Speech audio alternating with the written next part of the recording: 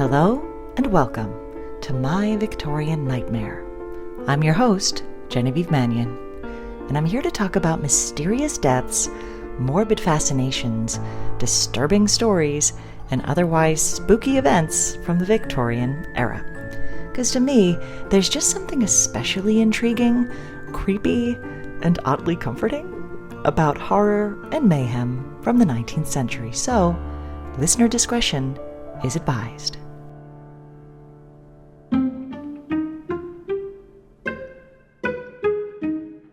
Hello friends, and thank you for joining me. I want to give a particular thank you to those of you who have been subscribing and commenting on YouTube. I popped a couple of episodes up there the other day, and the comments I've been getting have been so sweet and encouraging. I'm really humbled by all of the kind reviews and the notes, and to know that I'm not the only one fascinated with hair jewelry. So, if you would like to write me a note about a particular episode, add some interesting information, tell me you're enjoying the podcast, yell at me, feel free to do it over there on YouTube, or you could always email me at myvictoriannightmare@gmail.com. And oh, thank you for rating the podcast on Spotify. I was hoping to get like 10 ratings by this episode, but you brought me to 14. And I cherish every single one. And they're all 5 stars. You guys are so nice. Thank you so much. Please continue to rate the podcast because that really does help me out. And above all, it encourages me to continue. If folks aren't that interested, I'll just spend my time elsewhere, like getting into macrame or something. So can you bring me to 20 ratings on Spotify by the next episode? I don't want to get greedy, but that would really warm my cold little black heart. So thank you all again for your support so far. In today's episode, we'll discuss the wild world of Victorian vampires. I'm going to talk about the vampire panic and vampire autopsies of the 1800s. We'll talk about the events, anxieties, and societal rules that shaped the characters of fictional vampires. And we'll talk about real vampires, or at least folks who were believed to be real vampires. And this could hardly be a Victorian horror podcast about vampires if I didn't do a deep dive into the supposed inspirations behind our very favorite vampire, Dracula. But before we get there, I want you to follow me through this creaky old New England cemetery gate here. I want to show you something. It's 1892. It's March.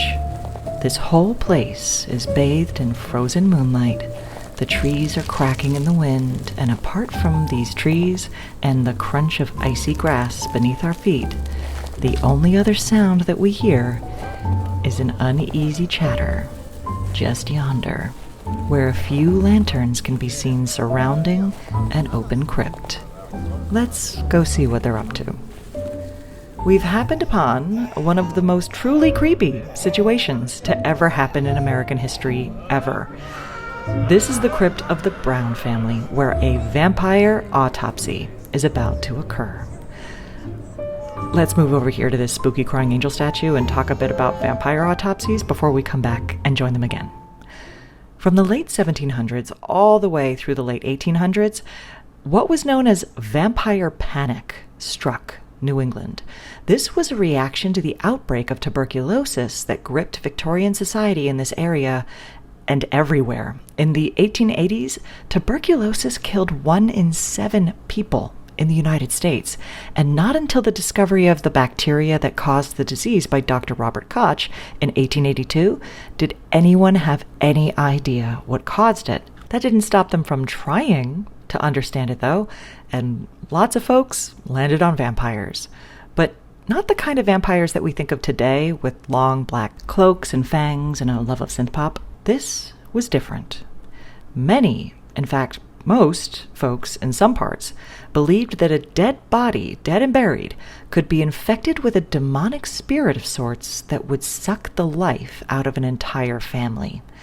They didn't need to rise from their graves to do this either. They would just suck the life force from their family members, kind of like Shang Tsung sucks the life out of fighters in Mortal Kombat, or the quasi-immortal people who suck the life out of children like Smoke and Dr. Sleep, only from 6 feet deep. and with tuberculosis instead of magical powers. As long as a living dead body of a vampire family member remained with its heart and liver intact in their grave, according to folklore, they could transmit tuberculosis to family members until they've erased their entire bloodline. A little history about the disease. Don't worry, we'll come back to the vampire autopsy soon. A man named Johann Schloenlein, I think that's how you pronounce that, coined the term tuberculosis in 1834, but the disease is believed to have been circulating the planet for up to 3 million years. It was otherwise known as consumption because of its slow consumption of the body. It's a disease that can take years to kill you. I go heavily into the symptoms of tuberculosis in my episode called The Mysterious Death of Edgar Allan Poe, who did not die of tuberculosis, but much of his family did. Until the discovery of antibiotics, the treatment for tuberculosis was limited to cod liver oil, vinegar massages, and inhaling hemlock or turpentine, especially in the early 1800s. Inhaling hemlock slowly poisons the nerve muscle junctions and causes failure of the breathing muscles. This was a treatment for a disease that destroys the lungs. In the Victorian era, it almost seems like they were always prescribing the single worst possible treatments for any given illness. It's wild. Apart from prescribing poisons to be inhaled, another treatment was to take a trip to your local sanatorium. These were places that, in a way, actually did reduce the spread of the disease by removing infected people from their homes where the disease was most likely to spread. They also make the perfect backdrop for numerous horror films that we very much enjoy today.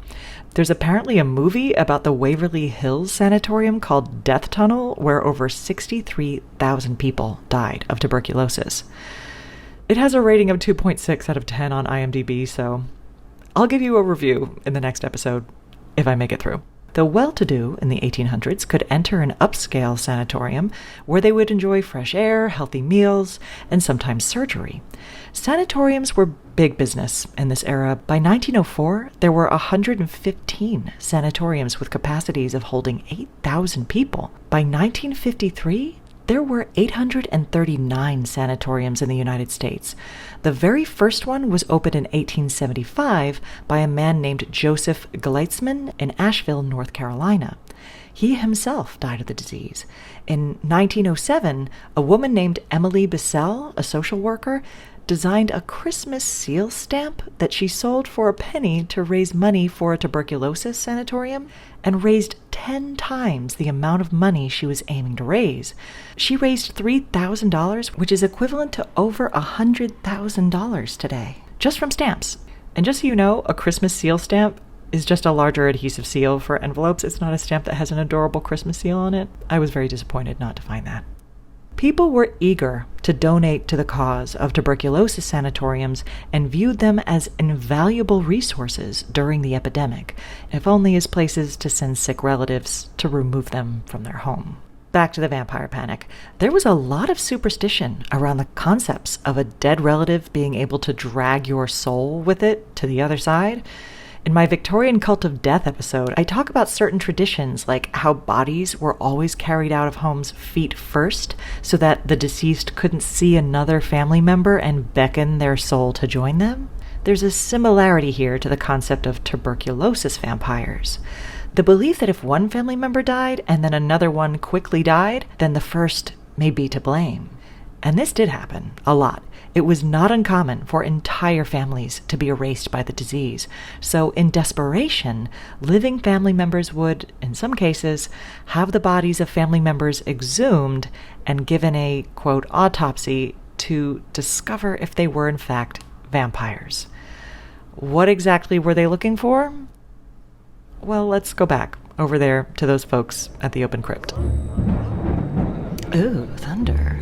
A small group of people are standing outside the crypt while a man with an open wooden box stands over what appears to be the surprisingly not so decomposed body of a woman named Mercy Lena Brown. She was just removed from her casket, in which she was found to have turned over since she was buried. This, and the fact that she was in much better shape than expected, is giving the man with the box enough reason to pull out a knife, slice her chest open, and examine her heart. come back over here to the spooky angel statue. He's looking for fresh blood in the heart. It was believed that if a dead body's heart contained fresh blood, then that was a sure sign of vampirism. Why was Mercy facing down in her coffin when they found her? Well, let's talk a little bit about Mercy, how she ended up in this situation, and why she appeared to be in pretty great shape for a 2-month-old corpse before we make our way back. Mercy was a member of the Brown family in Exeter, Rhode Island, and in 1884 her mother, Mary Eliza, was the first to die of tuberculosis next to her sister, Mary Olive, then Mercy in 1892 at age 19. It's so sad to think this was taking place over 8 years, slowly consuming the girls after the mother's death. Mercy's brother Edwin also contracted the disease, but was still surviving. With the protection of Edwin in mind, the father, George Brown, was persuaded by family and friends to exhume not only Mercy, but her mother and her sister. The father didn't believe so much in this superstition, but decided to allow the exhumation to proceed just in case. It's important to note that no one other than newspapers called these supposed undead family members vampires. It's unclear if there was even a specific name for them that was used commonly among the people themselves. But again, they thought of this situation as more of a possession of a deceased loved one, rather than like a monster like Dracula. And it was most likely a medical examiner, not a priest or religious authority, that would perform the autopsy. And that wooden box I mentioned he had? That would not contain wooden stakes, crucifixes, mallets, guns, and holy water. You can find these so-called vampire hunting kits on Etsy that claim to be from the 1800s. Those weren't a thing. There's one in the Royal Armories that contains these things with soil, garlic, a rosary, and an 1851 book of prayer.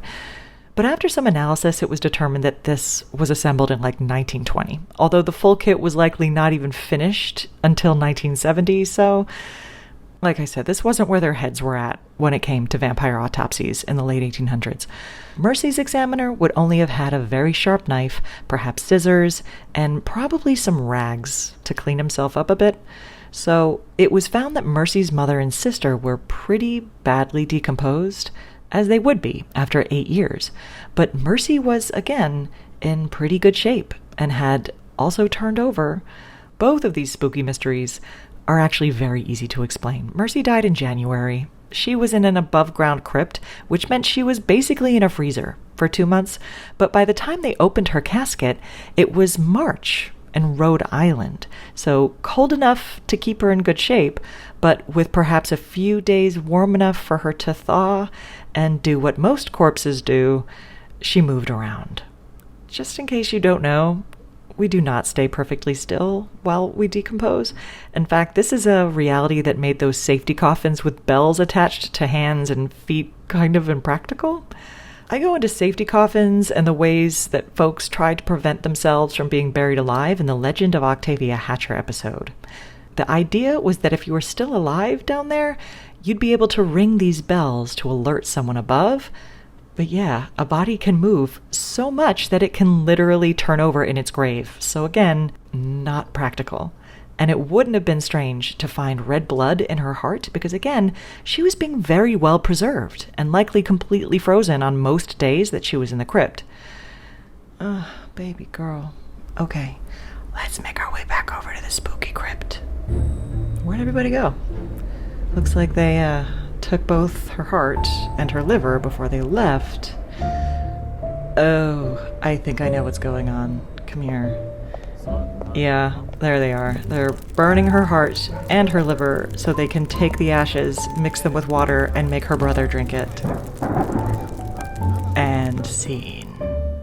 This is exactly what happened, by the way. They made her brother drink his sister, but sadly, all of this did not save his life. He died 2 months later. What was left of Mercy's body was reburied in the cemetery of the Baptist Church in Exeter.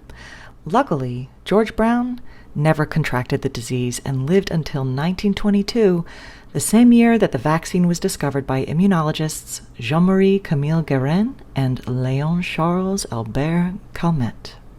A few other notable vampire autopsies. In 1793 in Vermont, a congregational deacon, Captain Isaac Burton, had his wife Rachel Burton exhumed, believing she was sucking the life out of his new wife.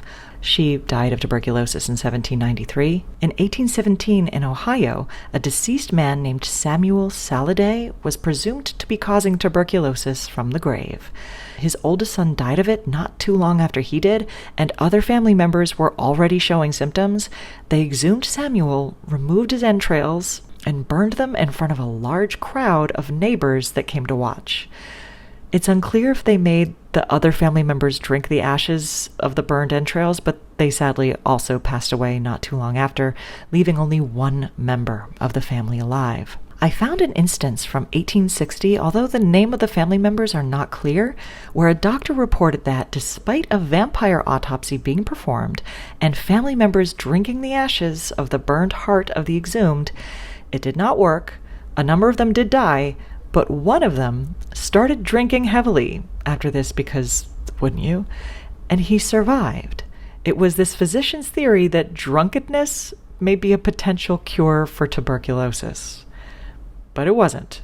It was mostly likely that this poor chap had a latent form of the illness. Much like COVID, you can be an asymptomatic carrier of tuberculosis and never get sick while still making other people sick.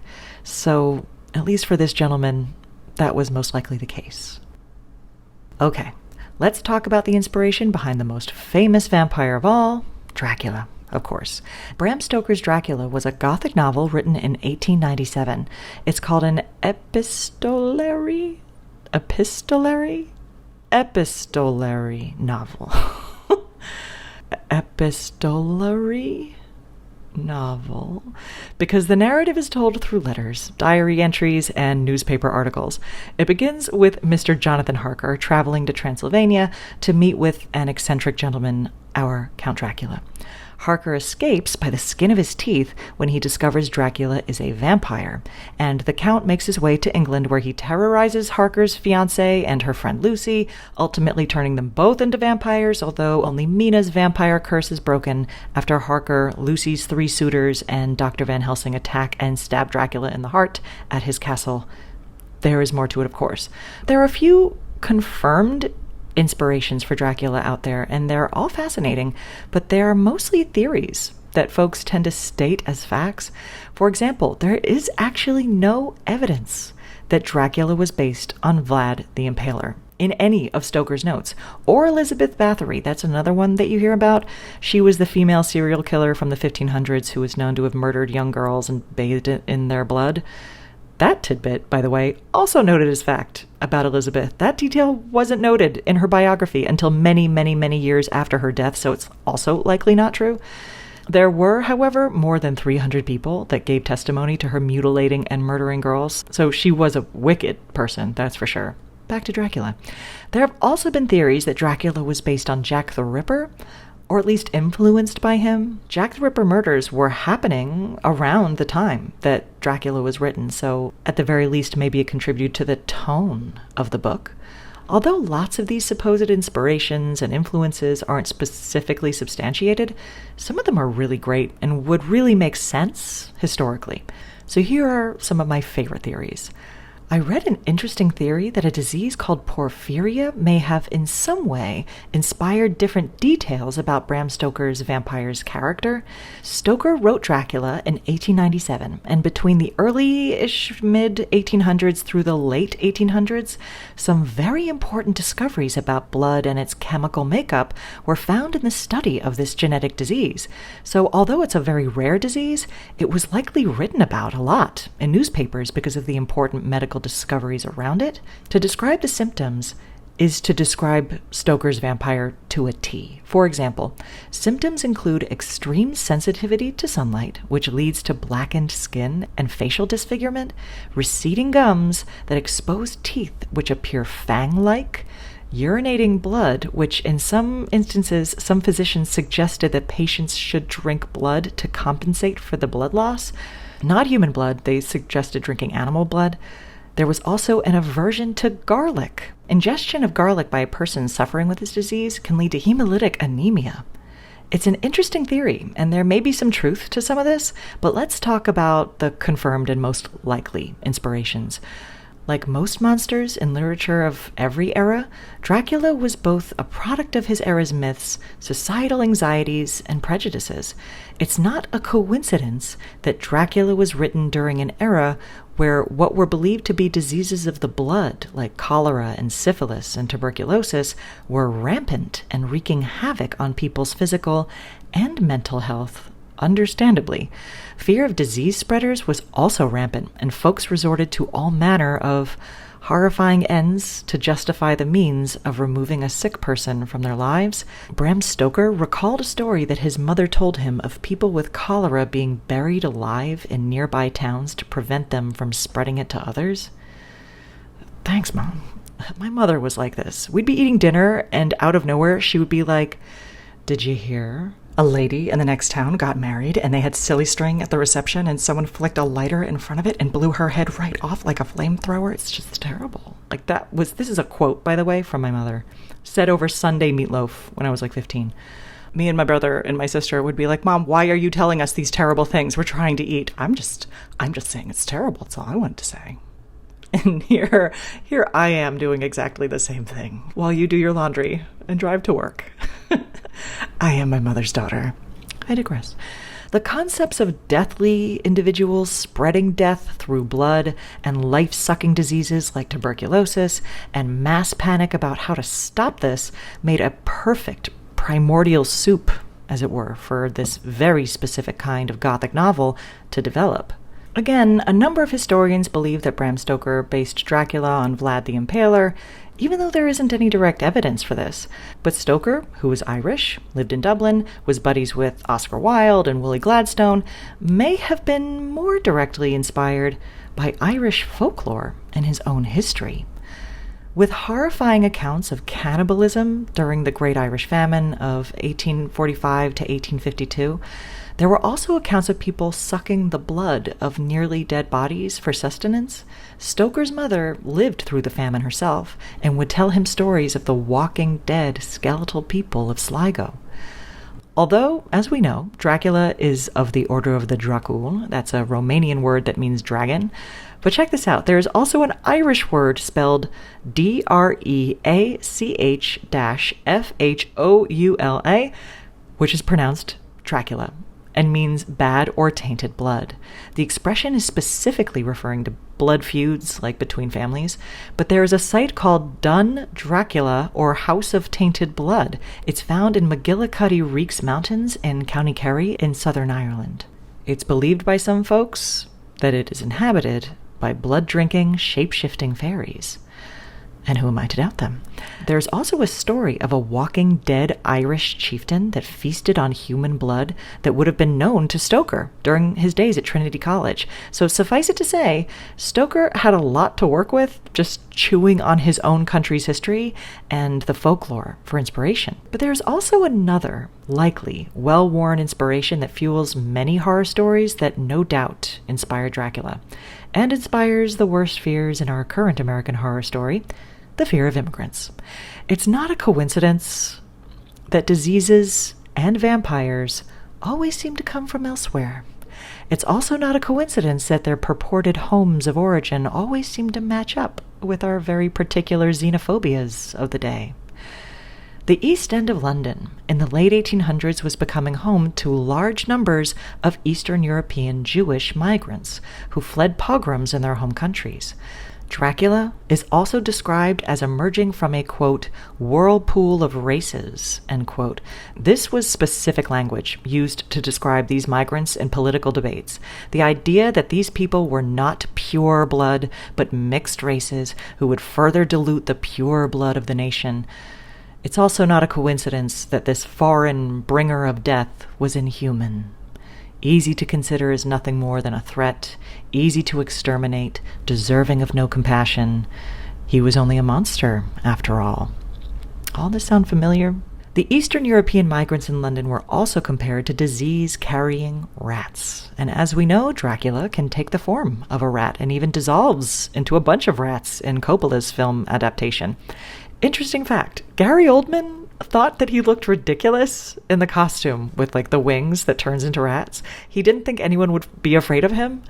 I love that scene when he stamps on the floor and lights the crucifix on fire. It's just so fun. Let's talk a little bit about another character in the story whose inspiration is believed by historians to be based on some very messed up true events. Some believe that the story of Poor Mercy Brown was the direct inspiration for Lucy Westerna, the female character in Stoker's novel whom Dracula fixates on and eventually kills and turns into a vampire. It's also theorized that she's indirectly inspired by Victorian society's unease with women rejecting traditional societal norms and becoming more independent. There was, of course, the notion of the day, and every day, that a woman who embraces her beauty, sexual desire, and uses her charms to entice suitors is asking for violence. The plight and demise of Lucy is meant to teach women an important lesson that they must remain demure, humble, and innocent, or they'll get what's coming to them.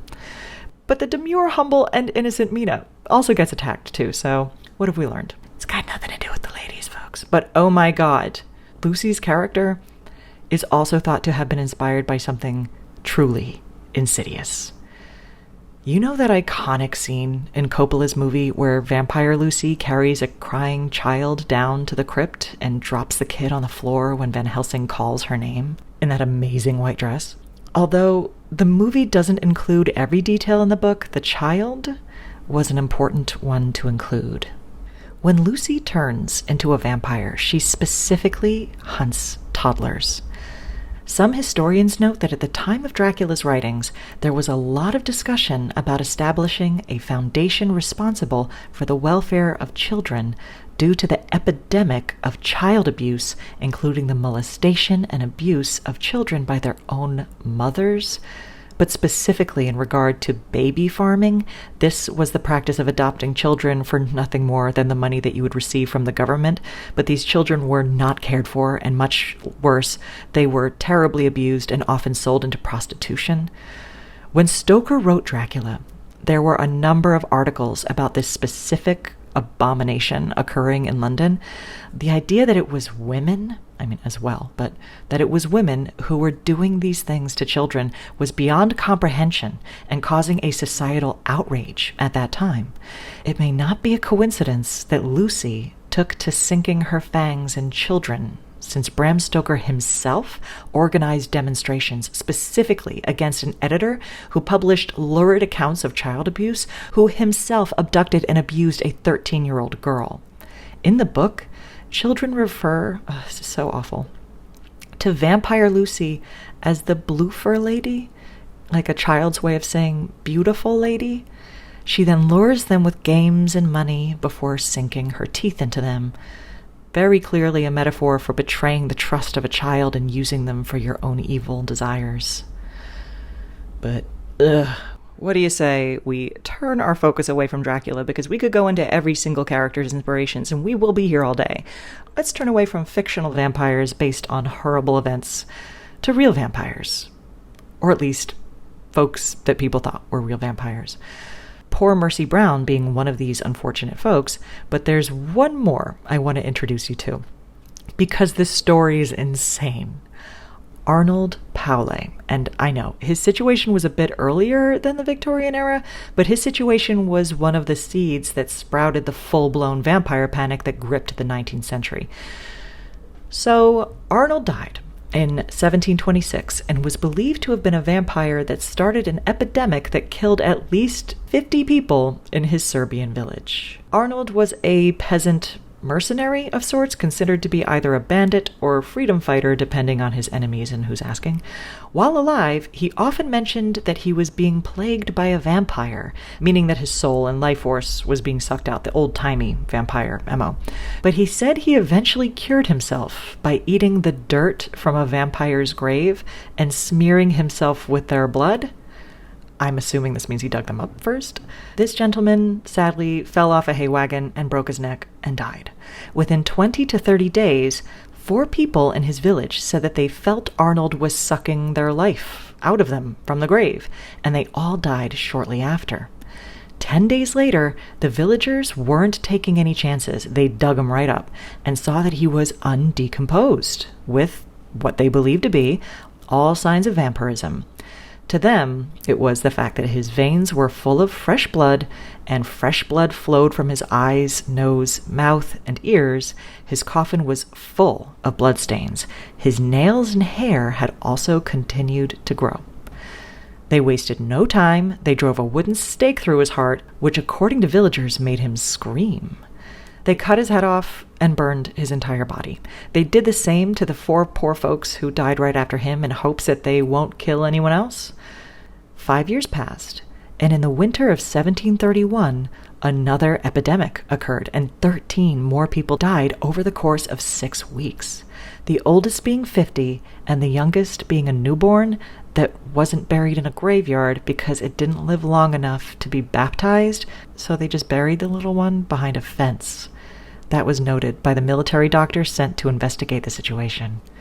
The sick had complained of stabbing pains in the chest, fever, and uncontrollable limbs. The military doctor noted that the locals believed these were all signs of vampirism. One of the locals noted that one of the girls who died had mentioned that she had eaten meat from 2 sheep that were killed by vampires, and another girl had smeared herself with vampire blood just like old Arnold, because these were believed to ward off vampires.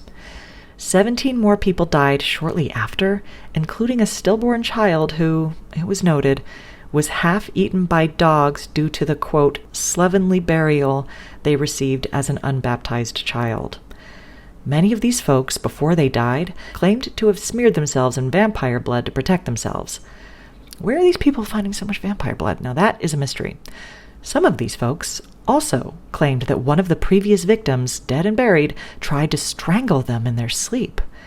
It should also be noted that an imperial specialist trained to investigate the source of plagues came to the town and came to the conclusion that all of these people were severely malnourished and that it very likely could have been the cause of death. But the villagers insisted that it was because of vampires and demanded all of these bodies be dug up to find the culprit. So they did exhume some of them, not all of them, and to their surprise, most of them were in the same shape that old Arnold was in, barely decomposed, covered in blood. Some were appropriately decomposed, though, so they got put back. The bodies that were in good shape, though, were burned, and their ashes were thrown in the West Morava River. After much investigation, it was determined that, and you're not going to believe this, Arnold was not only sucking the life from the villagers, but he also did it to a number of oxen, which the new vampires had eaten. So literally everyone that had not been dug up yet, that was 40 people, were exhumed, and 17 did not pass the vampire test. Their heads were cut off, their bodies were burned, and ashes were tossed in the river with the last batch. I hope the villagers lived happily ever after this, but I do not have that confirmation. I am sorry. It's important to note that at this time, the early 1700s, there was still a lot of ignorance about how and why bodies decompose the way that they do, all of the factors that contribute to how they do, and if I had to wager a guess as to why some of these bodies were in such good condition and others weren't, just from the descriptions I've read, one in particular, a little girl who was said to be gaunt and thin while alive, appeared plump and full of fresh blood in her coffin. We know we expand with gases when we decompose. Some of these folks may have appeared more filled out after they died than they did in life. The second round and third round of exhumations, they all took place in the winter. We all know that cold preserves bodies better, but honestly, it's anyone's guess. We could be here all day with this one. I just feel bad for Arnold being blamed for all of this. The man covered himself in vampire blood and ate vampire dirt. At least he tried. Well, that sure was awful. My God, what a mess. I am very sorry that you had to hear all of that. I hope you are okay, as always. But here's something to make you feel a little bit better. Coppola's Dracula, as I've mentioned probably a million times in other episodes, is my favorite movie. I could watch it on a loop forever and be perfectly content. And here are a few fun facts about the making of it that I love. Did you know that Gary Oldman said he wanted to play Dracula because saying the line, quote, "I have crossed oceans of time to find you," was worth playing the role just to say that line. I like that. Winona Ryder and Keanu Reeves were essentially actually married on the set, at least like in a spiritual sense, not in a legal one.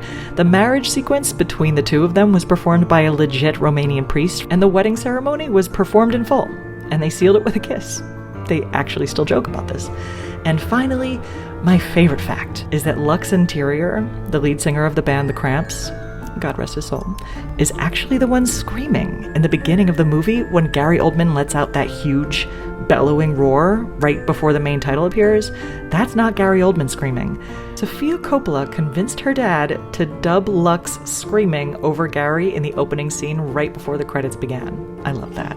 You'll find all of the references that I used in today's episode in the show notes. And if you enjoy this podcast and would like to hear more, please rate, review, and subscribe. Be kind to yourselves, and I will see you in your nightmares.